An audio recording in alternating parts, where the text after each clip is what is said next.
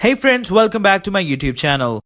Wormhole tunnels are possible, but traveling through them may not be. According to scientists researching the space-time theory, the idea of using wormholes to travel through time and space has cropped up in the countless sci-fi movies over the years. But scientists have mostly believed that they are unlikely to be possible in reality.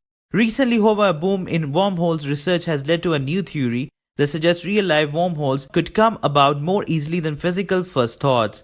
Wormholes are based on research conducted by Albert Einstein and Nathan Rosen into what we now know to be black holes. Their speculations suggested it may be possible to use the surface of the black hole to connect to another parts of the universe like a space tunnel. But as research into this idea expanded over the decades, cold water was poured on the prospect of actual working wormholes. Scientists theorized the tunnels would not only be too small for anything close to human size to travel through, but also so fragile that it would be pulled shut by any normal matter passing through.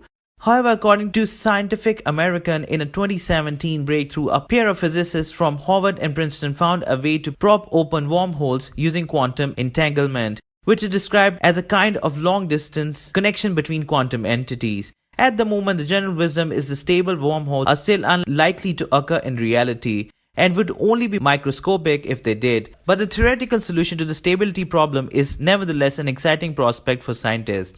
We are learning that we can, in fact, build wormholes that stay open using simple quantum effects.